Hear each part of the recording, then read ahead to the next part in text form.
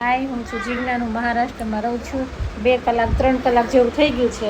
Mummy શું બનાવે છે ખબર? હું તમને બતાવું. મમ્મી, આ દાળ કેટલા કલાક પલાળવાની હોય? 3 કલાક દાળ પલાળવાની, ત્યાર પછી સાત પાણીએ ધોઈ નાખવાની, છાશ નાખીને પીસવાની.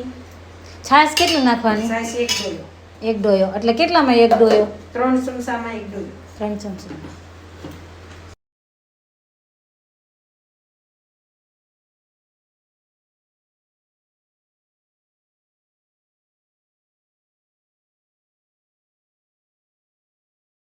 તીખું ખાવતું હોય એ આદુ મરચી અત્યારે પેસ્ટ બનાવે છે એમાં નાખી દે, અને જેને લસણ વાળું પછી કાંદા બધું આમાં નાખી દો ને જોડે તોય ચાલે.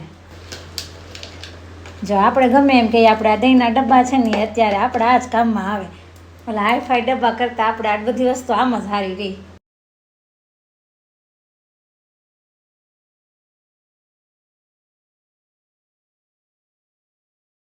પણ આમાં સોડા કે એનો કોસ નાખવાનો નથી. કશું નહીં નાખવાનું. કશું નાખવાનું નથી.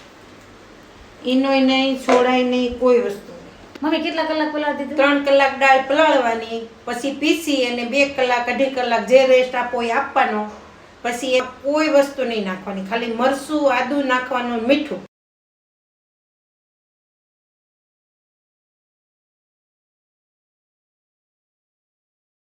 તેલવાળી ડીશ કરીને પછી મમ્મી ખીરું રેડી દેવાનું. અગાઉ મમ્મીએ છે ને મૂકી દીધું હતું, અને ઢોકળિયું મેં અગાઉ મૂકી દીધું હતું.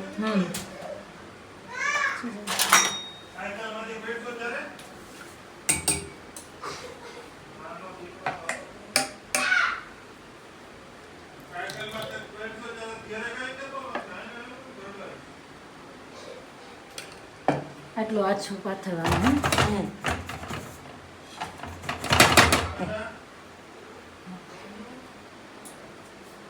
દાળનું ઢાંકી 10 મિનિટ રહેવા દેવાનું ફૂલ ગેસ ઉપર. ફૂલ ગેસ ઉપર 10 મિનિટ રહેવા દેવાનું.